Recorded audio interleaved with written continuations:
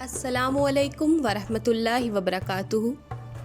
आज हम सीरतुन नबी सल्लल्लाहु अलैहि वसल्लम का सिलसिला नंबर 2 आपके लिए लेकर आए हैं। इससे पहले अगर आपने अब तक चैनल को सब्सक्राइब नहीं किया तो हमारे चैनल दीन दुनिया रहबर को सब्सक्राइब कीजिए और बेल नोटिफिकेशन को प्रेस करना मत भूलिएगा ताकि हमारी आने वाली हर वीडियो को नोटिफिकेशन सबसे पहले आपको मिल सके।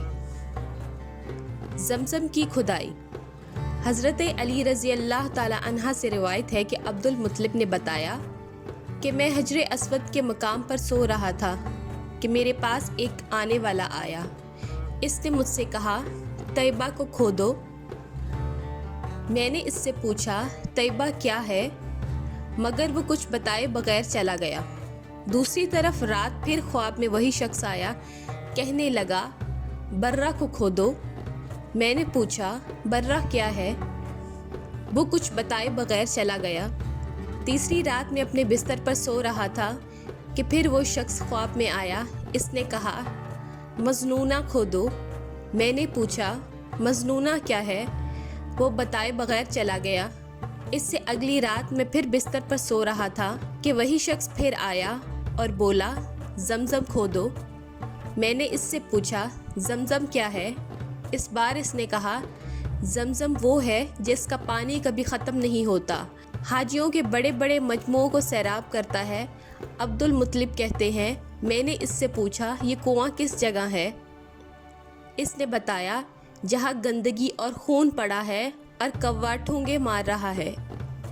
दूसरे दिन अब्दुल मुत्तलिब अपने बेटे हारिस के साथ वहाँ गए। इस वक्त इनके यहाँ यही एक लड़का था। उन्होंने देखा वहाँ गंदगी और खून पड़ा था और एक कौवा ठूंगे मार रहा था। इस जगह के दोनों तरफ बुत मौजूद थे और ये गंदगी और खून दरअसल इन बुतों पर कुर्बान किए जाने वाले जानवरों का था। पूरी निशानी मिल गई तो अब्दुल मुत्तलिब गताल लेके आए और खुदाई के लिए तैयार हो गए। लेकिन इस वक्त कुरैश वहाँ आ पहुँचे। उन्होंने कहा, अल्लाह की कसम, हम तुम्हें यहाँ खुदाई नहीं करने देंगे। तुम हमारे इन दोनों बुतों के दरमियान कुआं खोदना चाहते हो जहां हम इनके लिए कुर्बानी करते हैं। अब्दुल मुत्तलिब ने इनकी बात सुनकर अपने बेटे हारिस से कहा, तुम इन लोगों को मेरे करीब ना आने दो, मैं खुदाई का काम करता रहूँगा, इसलिए कि मुझे इसका हुक्म दिया गया है, मैं इसको ज़रूर पूरा करूँगा। कुरैश ने देखा कि वो बाज आने वाले नहीं तो वो रुक गए। आखिर उन्होंने खुदाई शुरू कर दी। जल्द ही कुएं के आसार नजर आने लगे। ये देखकर उन्होंने अल्लाह अकबर का नारा लगाया और पुकार उठे, ये देखो इस्माइल अलैहिस्सलाम की तामीर है। जब कुरैश ने ये देखा कि उन्होंने कुआं तलाश कर लिया है तो इनके पास आ गए और कहने लगे, अब्दुल मुत्तलिब की कसम, ये हमारे बाप इस्माइल का कुआं है और इस पर हमारा भी हक है, इसलिए हम इसमें तुम्हारे शरीक होंगे। ये सुनकर अब्दुल मुत्तलिब ने कहा, मैं तुम्हें इसमें शरीक नहीं कर सकता, ये मुझ अकेले का काम है। इस पर कुरैश ने कहा, तब फिर इस मामले में हम तुमसे झगड़ा करेंगे। अब्दुल मुत्तलिब बोले, किसी से फैसला करवा लो। उन्होंने बनु असद इब्ने हज़ीम काहिना से फैसला कराना मंजूर किया। ये काहिना मुल्क शाम के बलाई इलाके में रहती थी। आखिर अब्दुल मुत्तलिब और दूसरे कुरैश इसकी तरफ रवाना हुए। अब्दुल मुत्तलिब के साथ अब्दुल मनाफ के लोगों की एक जमात थी, जबकि दीगर कबाइल कुरैश की भी एक एक जमात साथ थी। इस ज़माने में मुल्क हिजाज और शाम के दरमियान एक बयाबान मैदान था। वहाँ कहीं पानी नहीं था। इस मैदान में इनका पानी ख़त्म हो गया। सब लोग प्यास से बेहाल हो गए, यहाँ तक कि इन्हें अपनी मौत का यकीन हो गया। उन्होंने कुरैश के दूसरे लोगों से पानी मांगा, लेकिन उन्होंने पानी देने से इनकार कर दिया। अब उन्होंने इधर उधर पानी तलाश करने का इरादा किया। अब्दुल मुत्तलिब उठकर अपनी सवारी के पास आए। यूं ही इनकी सवारी उठी, इसके पाँव के नीचे से पानी का चश्मा उबल पड़ा। उन्होंने पानी को देखकर अल्लाह अकबर का नारा लगाया। फिर अब्दुल मुत्तलिब सवारी से उतर आए। सबने खूब सैर होकर पानी पिया और अपने मशकीज़े भर लिए। अब उन्होंने कुरैश की दूसरी जमात से कहा, आओ तुम भी सैर होकर पानी पी लो। अब वो भी आगे आया और खूब पानी पिया। पानी पीने के बाद वो बोले, अल्लाह की कसम, ए अब्दुल मुत्तलिब, ये तो तुम्हारे हक में फ़ैसला हो गया। اب ہم زمزم کے بارے میں تم سے کبھی جھگڑا نہیں کریں گے۔ جس ذات نے تمہیں اس بیابان میں سیراب کیا وہی ذات تمہیں زمزم سے سیراب کرے گا، اس لیے یہیں سے واپس چلو۔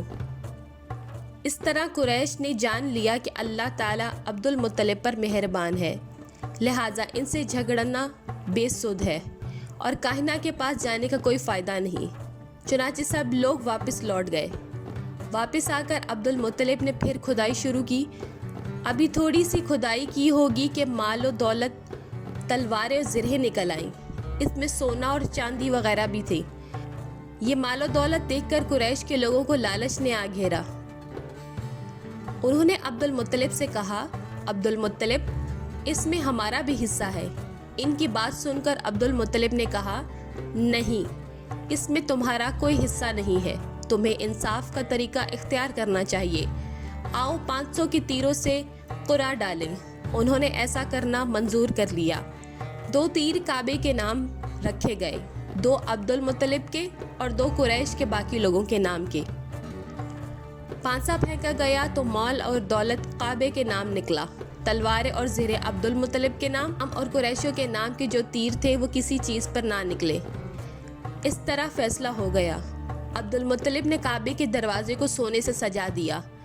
زمزم کی کھدائی سے پہلے عبد المطلب نے دعا مانگی تھی کہ اے اللہ، اس کی کھدائی کو مجھ پر آسان کر دے، میں اپنا ایک بیٹا تیرے راستے میں ذبح کروں گا۔ اب جب کنواں نکل آیا تو انہیں خواب میں حکم دیا گیا، اپنی منت پوری کرو، یعنی ایک بیٹے کو ذبح کرو۔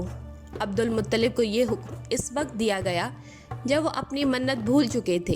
پہلے خواب میں ان سے کہا گیا، منت پوری کرو۔ انہوں نے ایک مینڈھا ذبح کر کے غریبوں کو کھلا دیا۔ پھر خواب آیا، اس سے بڑی پیش کرو۔ اس مرتبہ انہوں نے ایک بیل ذبح کر دیا۔ خواب میں پھر یہی کہا گیا، اس سے بھی بڑی پیش کرو۔ اب انہوں نے اونٹ ذبح کیا۔ پھر خواب آیا، اس سے بھی بڑی چیز پیش کرو۔ انہوں نے پوچھا، اس سے بھی بڑی چیز کیا ہے؟ تب کہا گیا، اپنے بیٹوں میں سے کسی کو ذبح کرو جیسا کہ تم نے منت مانی تھی۔ اب انہیں اپنی منت یاد آئی، اپنے بیٹوں کو جمع کیا، ان سے منت کا ذکر کیا۔ سب کے سر جھک گئے کہ کون خود کو ذبح کرواتا۔ آخر عبداللہ بولے، ابا جان، آپ مجھے ذبح کر دیں۔ یہ سب سے چھوٹے تھے، سب سے خوبصورت تھے، سب سے زیادہ محبت بھی عبد المطلب کو انہی سے تھی، لہٰذا انہوں نے قرآن اندازی کرنے کا ارادہ کیا۔ تمام بیٹوں کے نام قرآن لکھ کر ڈالا گیا۔ عبداللہ کا نام نکلا۔ انہوں نے چھری لی، عبداللہ کو بازو سے پکڑا اور انہیں ذبح کرنے کے لیے نیچے لٹا دیا۔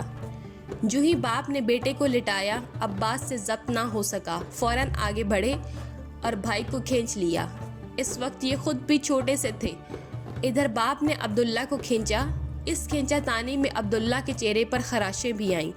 ان خراشوں کے نشانات مرتے دم تک باقی رہے۔